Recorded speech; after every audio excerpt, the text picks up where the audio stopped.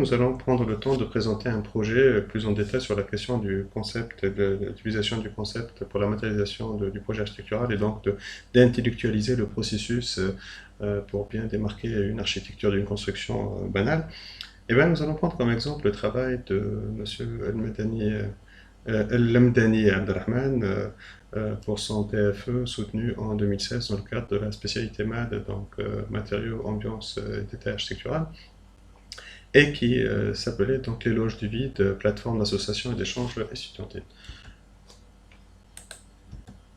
Le projet réalisé donc par Abdelrahman, donc à Abdou, a utilisé comme concept l'éloge du vide. Donc nous allons essayer donc de comprendre étape par étape comment on est arrivé à ce concept. Ben, ce concept a comme origine donc un contexte physique. En étudiant, donc, le projet a consisté donc, au réaménagement de la passerelle qui se trouve au niveau du quartier du Tafola en centre-ville d'Alger, à proximité de la gare Ara de train et donc du port de l'autre côté, du palais des douanes et du parking BC dont on vient de voir maintenant le travail qui a été fait par Sabrina. Et donc il s'agit donc de faire muter cette passerelle à proximité aussi de l'ex-école supérieure du commerce. Il s'agissait donc de faire muter et de faire subir à cette passerelle une greffe architecturale et donc y introduire, pour le cas de Abdou, donc une plateforme d'association et d'échange estudiantil. En étudiant le contexte, Abdou s'est rendu compte que cet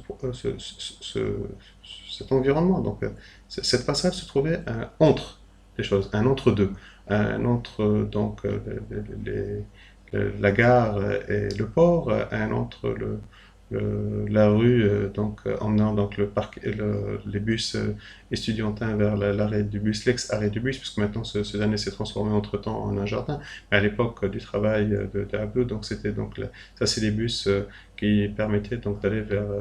à l'extérieur d'Alger, vers des endroits, donc si je me rappelle bien, donc comme Seralda et Tipaza, et donc à côté donc le COUS, qui est donc le bus de transport des étudiants, donc un entre ces deux modalités de transport estudiantine et urbaine, un entre-deux aussi de la rue supérieure par rapport à la rue Chasserio, par rapport à la rue inférieure, donc un ensemble d'entre deux, et donc auquel il se trouve, la passerelle était au centre de toute cette dynamique. Euh, Idem si on observe donc le skyline à partir de la gare, et donc on voit bien que la passerelle située à ce niveau-là, donc elle est un entre-deux, donc de l'ex-école du commerce et du hangar, ex-hangar aussi de la douane, mais dont une partie maintenant a été donnée à l'ex-école supérieure du commerce. Donc nous sommes ici sur la passerelle, donc c'est le lieu qui avait constitué donc le lieu du donc situé justement entre l'école initiale et donc l'extension vers le hangar. Donc la passage se trouve entre deux donc, de ces deux entités qui constituaient donc en réalité une seule. Nous voyons aussi qu'il relève le fait que subitement donc cette passerelle qui était un entre deux bâtiments, et bien subitement elle ressort et elle se retrouve donc livrée elle-même dans la rue, donc un entre deux aussi encore un entre euh, le vide de la rue, de cet espace public et l'encadrement par rapport à ces deux parois des bâtiments. Donc il note que donc ce seuil est non marqué et non pris en charge afin de pouvoir assurer donc ces continuités. Et si on rentre un peu plus dans le détail en étant à l'intérieur de l'école et en observant donc l'espace autour donc de la partie basse de la passerelle, donc il commence à relever qu'il y a une rupture avec la gare. Donc effectivement, à ce, à ce niveau-là, donc il y a donc un mur qui ne permet pas donc d'entrevoir l'existence entre l'école et la gare, et donc une discontinuité entre les deux, donc qui constitue une rupture. Quand on redescend, donc en étant sur la rampe Chasserio, et quand on redescend, donc on entre dans l'école, donc on subit d'arriver dans un escalier totalement perplexe, en plus avec cet élément de structure de la passerelle qui gêne, donc totalement non pris en charge, donc une succession donc, de vide. Ici, donc, l'ancien mur qui, à la limite, dans les anciennes époques, avait une justification qui constituait donc la délimitation de l'école, mais avec maintenant l'extension de cette tanière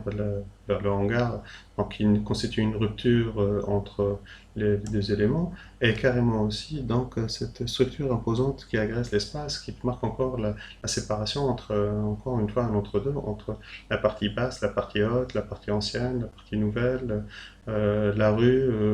la rampe, Chasserio, etc., etc. Donc un ensemble d'éléments donc, qui lui font donc, identifier donc, que l'environnement est constitué d'un ensemble de vides entre un moment et un autre moment. Donc un vide entre la gare et l'école, un vide entre l'espace parking et l'intérieur de l'école, un vide entre l'escalier de la rampe Chasserio et le reste de l'école, un vide sous la passerelle, donc entre l'ancien et le nouveau, etc., etc. Un vide entre la partie haute et la partie inférieure, des petits interstices de vide aussi qui permettent donc de ne pas d'accentuer l'effet comment dirais-je, de malaise, etc., etc., qui ont conduit à ce que Abdou focalise sur la question du vide et il décide donc d'en faire l'éloge du vide, donc il travaille sur le concept de l'éloge du vide. Et pour ceci,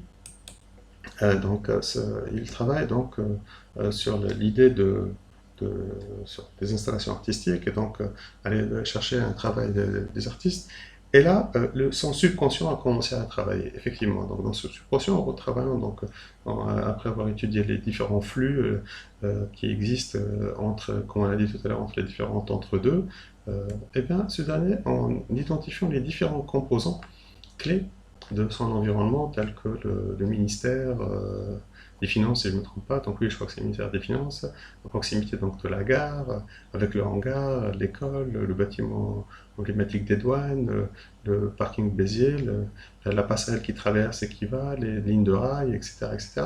Et en abstrayant tout cela et en mettant tout ça sur un fond blanc, ben, son subconscient a travaillé et donc il s'est rendu compte à reconstituer une sorte de tableau de Kazimir Malevich, le grand spécialiste de l'abstraction et donc de la gestion des vides au niveau de son tableau, arrivant même jusqu'au cas extrême de faire un carré blanc sur fond blanc pour pouvoir matérialiser cette idée du vide et de l'abstraction absolue. Et il a même travaillé une installation artistique dans Caldo au niveau de l'ex-école du commerce, sous la passerelle. Donc il a choisi un endroit aussi où cette histoire de l'entre-deux aussi se révèle comme étant un lieu où on est mal à l'aise, où on est donc entre ce poteau et ce mur, à essayer de révéler, de chercher un peu la lumière et le ciel, et la vue sur le ciel. Donc aller chercher des petits recoins, donc où on peut travailler un petit moment de paradis, mais ce sont des endroits où on est totalement à l'étroit, totalement serré, où il est difficile de pouvoir se mouvoir, en petite parenthèse, à l'exception de notre chère amie Lina Bourkaïb, qui elle peut facilement pouvoir traverser donc des endroits, mais elle fait parmi les rares qui peuvent le faire. Donc petite anecdote, mais d'une manière générale, quelle que soit la personne, on se retrouve dans un endroit où on est tellement à l'étroit et serré qu'il se développe ce sentiment de malaise et donc ce désir de pouvoir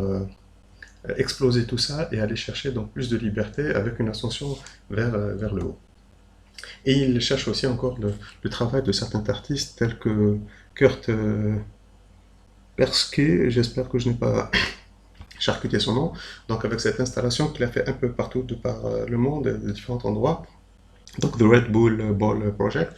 où justement pour encore accentuer l'idée de cet entre-deux, donc il introduit donc ce ballon immense et il le serre entre les éléments, donc cet effet de serrer les choses donc va encore plus accentuer et révéler donc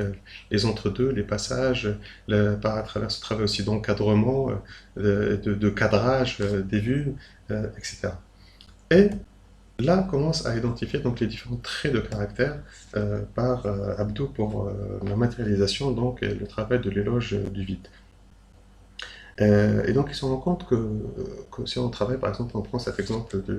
du travail présenté par Mathieu Frédéric dans son livre 101 petits secrets d'architectes qui font les grands projets, et bien, Mathieu Frédéric nous explique qu'un ensemble d'éléments mis un peu de manière éparse comme ça dans l'espace, ça crée de l'espace négatif et ça ne permet pas donc de pouvoir identifier ce qu'il appelle donc l'espace positif, qui est un espace maîtrisé,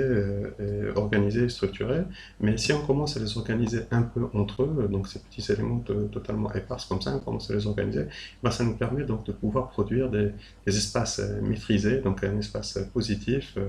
donc le fameux triangle à ce niveau-là, et qui donc délimite des espaces où il est possible de se mouvoir et de créer de la spécialité de l'usage. Et on se rend compte que finalement, si on pousse la chose un peu plus loin, et ben, ces différents éléments constituent